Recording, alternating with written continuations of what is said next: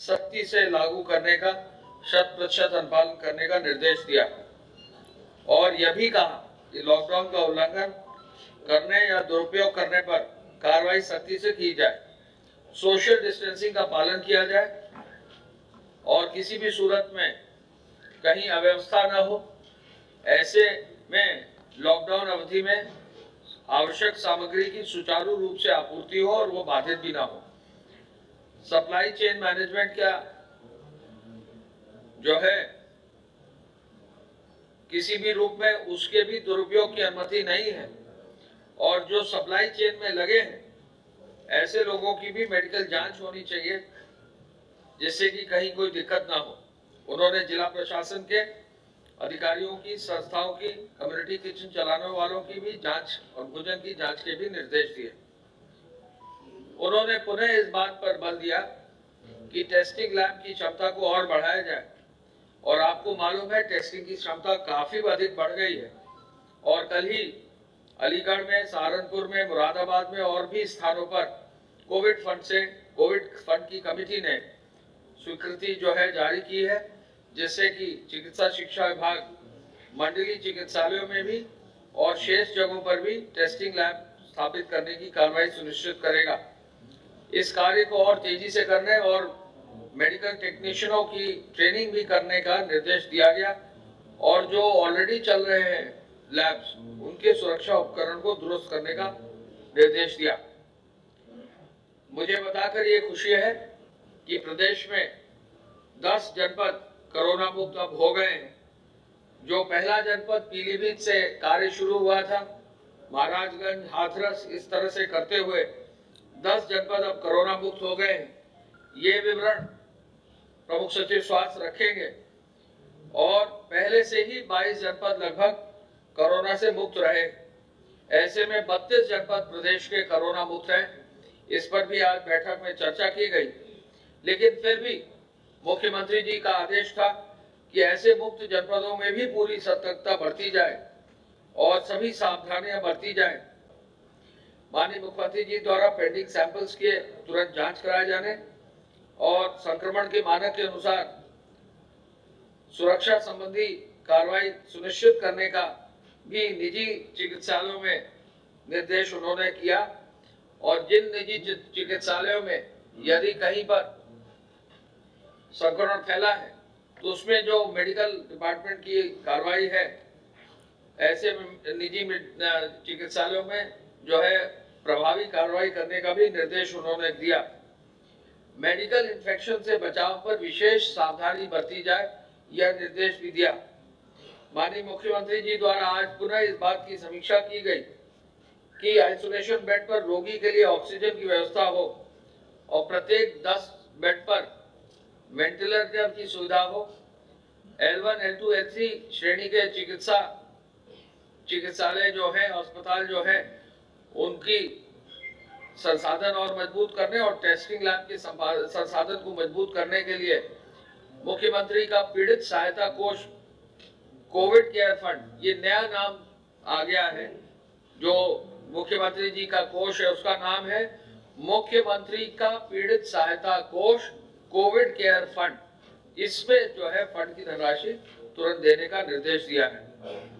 माननीय मुख्यमंत्री जी द्वारा भारत सरकार के निर्देशों के अनुरूप, शासन के नियमों के अनुरूप अप्रभावित जनपदों में औद्योगिक इकाइयों को संचालन की अनुमति का भी निर्देश दिया है। मुझे ये बताना है कि आज 6,980 औद्योगिक इकाइयां क्रियाशील हैं और इनमें 1,25,000 श्रमिक कार्य कर रहा है। 6,980 industries are working in the state with a total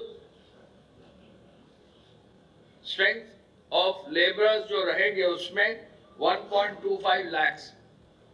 उन्होंने आज इस बात की भी समीक्षा की कि ईंट भट्ठों का संचालन प्रदेश में लेबर की व्यवस्था को देखते हुए और विद इन दी कैंपस ईंट भट्टा है, आदेश दिया ही था।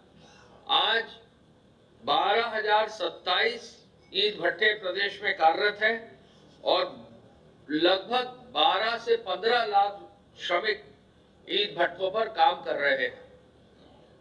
12,027 brick kilns are working in the state, and they involve at least 12 to 15 lakh workers, laborers within the brick kilns. माननीय मुख्यमंत्री जी द्वारा ये भी समीक्षा की गई चीनी मिलों के संदर्भ में, तो मुझे बताकर खुशी है कि 119 चीनी मिल जो चली हैं, जिनमें अभी 96 लगभग चीनी मिल चल रही हैं। जहां जहां गन्ना पेराई पूरी हो गई थी वो पूरा हो गया है, जहां गन्ना पेराई पूरी नहीं हुई पूरे करने की कार्रवाई भी की जा रही है। 119 चीनी मिलों में 60,000 श्रमिक कार्य कर रहे हैं और चीनी मिल में पेराई सत्र के बाद भी उनके श्रमिक कार्य करते रहते हैं, क्योंकि पूरी मशीनरी को सफाई और उसकी व्यवस्था करनी होती। माननीय मुख्यमंत्री जी द्वारा आज इस बात की भी समीक्षा की गई कि औद्योगिक इकाइयों के कच्चे माल तथा फिनिश प्रोडक्ट की ढुलाई में कोई वाहन और ट्रक के आवागमन में रोक ना हो।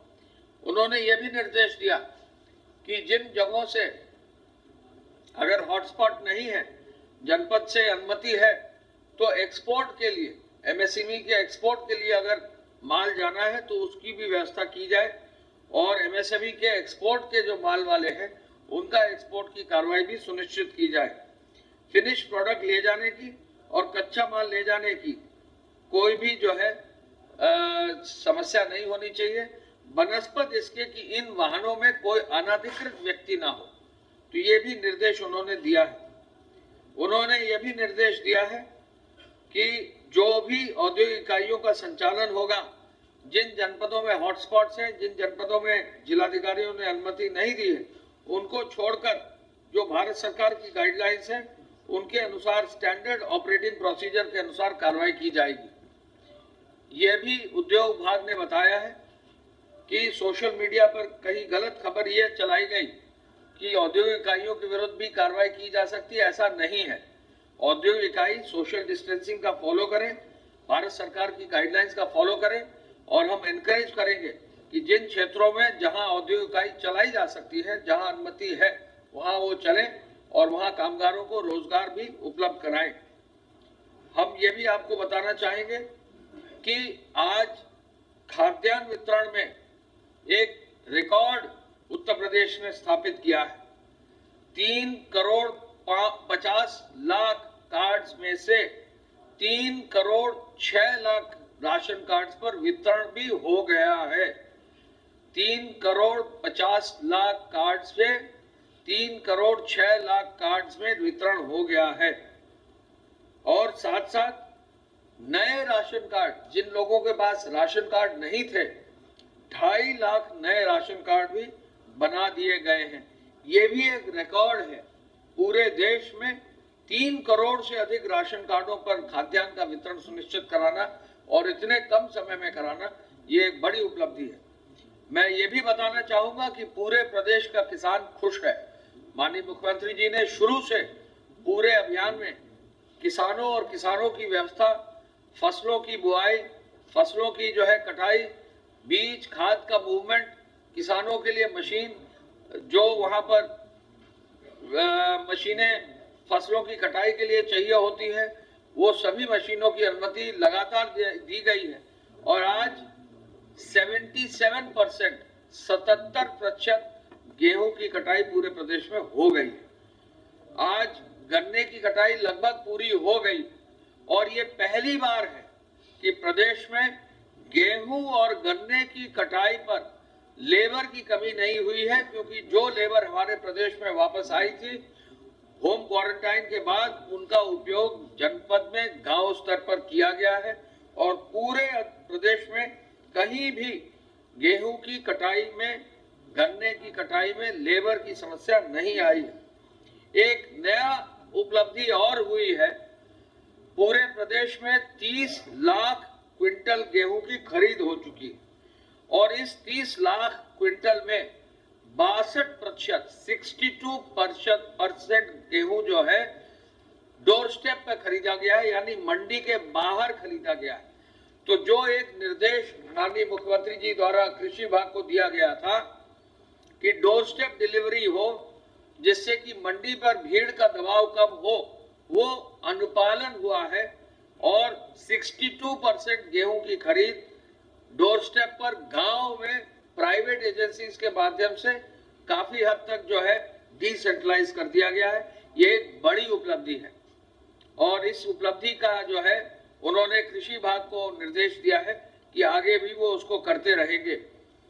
अन्य प्रदेशों के, अन्य राज्यों के लोग जो हमारे जनपद में फंसे हैं उनको व्यवस्थित रूप से जनपद पर जिला प्रशासन व्यवस्थित करे और साथ साथ जो हमारे प्रदेश के बाहर के जनपदों, बाहर के प्रदेशों में है उनकी भी व्यवस्था उनके नोडल अधिकारियों के माध्यम से हो, यह निर्देश है। इनका भी आज समीक्षा की गई। बहुत जल्दी रमजान का महीना शुरू हो रहा है, इस पर भी जो है लोग घर पर रहे, यह अपील सभी धर्म गुरुओं ने की है। उनको कोई रमजान में किसी को भी कोई दिक्कत ना हो, इसके भी निर्देश दे दिए गए हैं और किसी भी समय शहरी में या इफ्तार में कोई भीड़ भी ना हो, यह सुनिश्चित की जाए, यह अपील की जाती है। मुख्यमंत्री जी ने शेल्टर होम्स में भेजे गए लोग तथा कोटा से जो वापस आए हैं बच्चे, उनको होम क्वारंटाइन पर भेजने पर 1076 से प्रत्येक बच्चे को, कोटा के प्रत्येक बच्चे को जिसका टेलीफोन नंबर था, फोन किया गया है कि वो एहतियात रखें, होम क्वारंटाइन में रहे।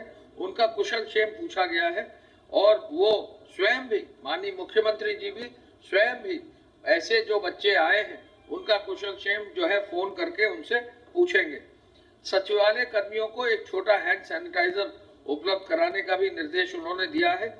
मैं पुनः ये कहना चाहूंगा कि आज के हाइलाइट्स ये हैं कि 10 जनपद कोरोना मुक्त हो गए हैं।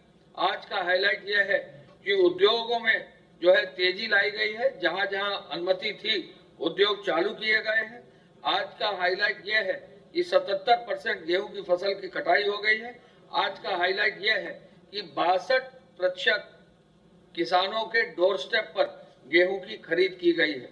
हम जरूर ये कहना चाहेंगे कि कुछ जगहों पर पास की व्यवस्था लागू की गई है, उस व्यवस्था का पालन बहुत करना जरूरी है, क्योंकि बहुत सारे लोगों में कहीं ना कहीं चांसेस रहते हैं। तो किसी भी रूप में जो है कोरोना से हम बचाव कर सके, ये बहुत जरूरी है। अंत में मैं कहना चाहूंगा कि आज एक बड़ी धनराशि पंचायती राज विभाग ने 53 करोड़ 20 लाख रुपए की धनराशि आदरणीय पंचायती राज मंत्री भूपेंद्र सिंह साहब और उनके प्रमुख सचिव मनोज कुमार साहब ने माननीय मुख्यमंत्री जी को दी है सुबह, और हम चाहेंगे कि इसका भी जो है व्यापक प्रचार हो, क्योंकि प्रत्येक पंचायत से, प्रत्येक जो है पंचायती राज विभाग के यूनिट से ये धनराशि इकट्ठा करके दी गई है। माननीय मुख्यमंत्री जी द्वारा इस धनराशि को प्राप्त करने पर जो है उन्होंने इसका जो है इसको बहुत पॉजिटिवली इसकी सराहना की है और उन्होंने कहा है इस धनराशि से जो फंड मिलेगा उससे टेस्टिंग का, L1, L2, L3 अस्पतालों का सुदृढ़ीकरण, PPE किट्स, मास्क और वेंटिलेटर्स आदि की व्यवस्था की जाएगी। ये काफी बड़ी धनराशि आज जो है 53 करोड़ 20 लाख रुपए की माननीय मुख्यमंत्री जी को दी गई है। प्रमुख सचिव स्वास्थ्य करेंगे। धन्यवाद। प्रदेश में इस समय कोरोना वायरस के कुल प्रकरण 53 जनपदों से 53 डिस्ट्रिक्ट से 1412 आए हैं, 1412। इनमें से 165 लोग पूरी तरह उपचारित होकर डिस्चार्ज किए जा चुके हैं। 21 लोगों की मृत्यु हुई है। प्रदेश में इस समय 1226 एक्टिव केसेस हैं। ये जो 53 जिले थे जी, 1226 एक्टिव केसेस हैं और ये जो एक्टिव केसेस हैं, जो कुल 53 जिले हुए थे संक्रमित, उनमें से एक्टिव केसेस केवल 43 डिस्ट्रिक्ट्स में हैं। 10 जिले संक्रमण के बाद उनके जो पेशेंट्स थे वो पूरी तरह स्वस्थ होकर वो डिस्चार्ज हो चुके, उनके यहाँ एक्टिव केस कोई भी नहीं है।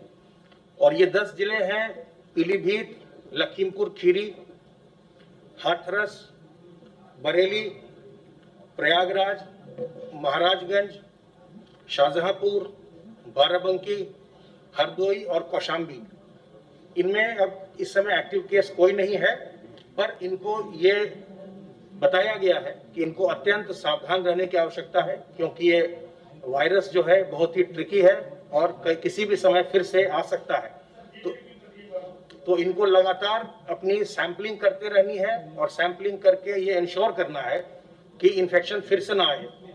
पीलीभीत, लखीमपुर खीरी, हाथरस, बरेली, प्रयागराज, महाराजगंज, शाहजहांपुर, बाराबंकी, हरदोई और कौशाम्बी,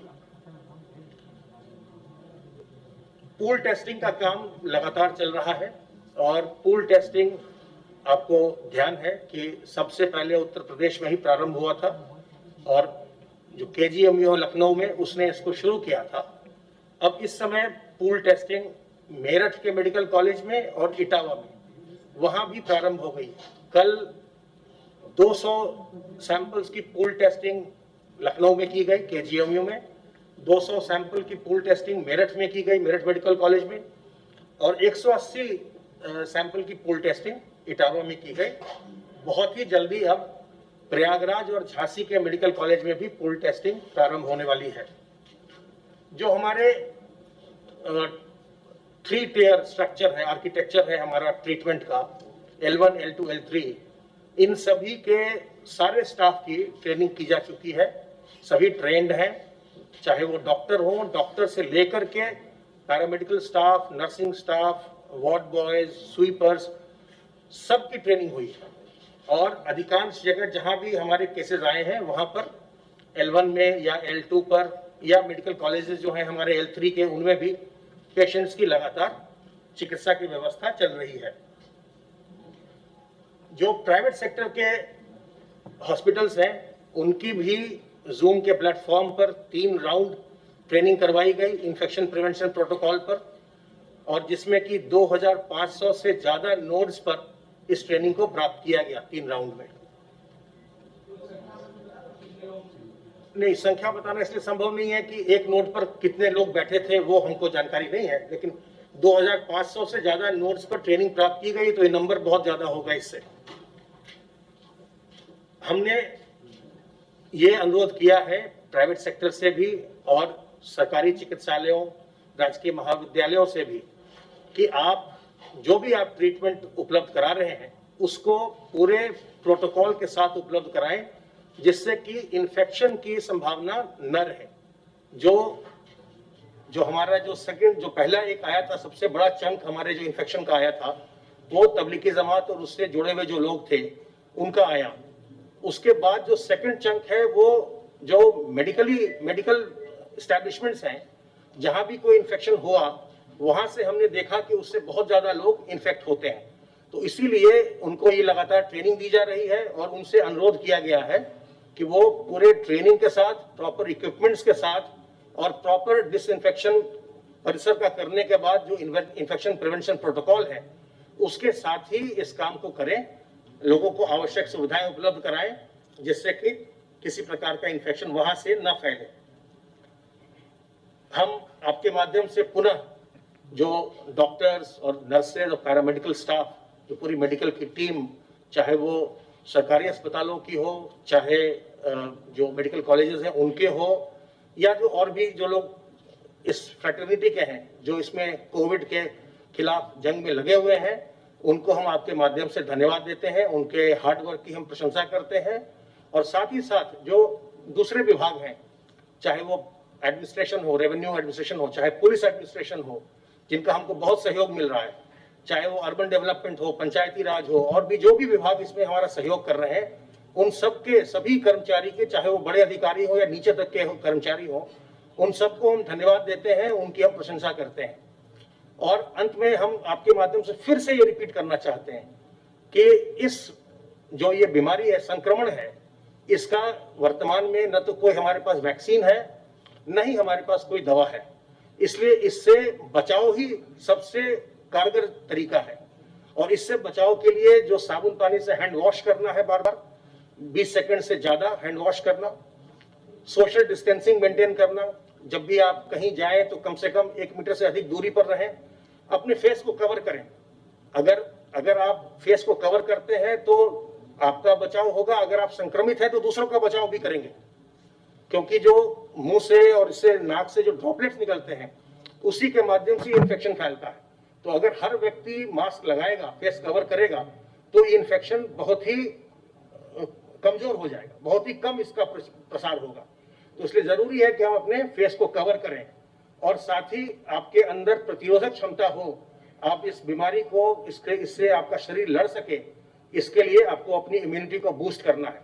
और अपने घर के बड़े बुजुर्गों को और जिनको भी कोई मेडिकल कंडीशन है, कोमॉर्बिडिटी है, डायबिटीज है, हाइपरटेंशन है, या मान लीजिए उनको हार्ट की कोई कंडीशन है, इन लोगों को बचाना बहुत ही आवश्यक है। और जो आपके माध्यम से हम बार बार बता रहे हैं उसी का नतीजा है कि जो हमारे बुजुर्ग हैं, जो 60% प्लस हैं, उनका प्रतिशत जो संक्रमित लोग हुए हैं उसमें उनका प्रतिशत 8.3% है केवल।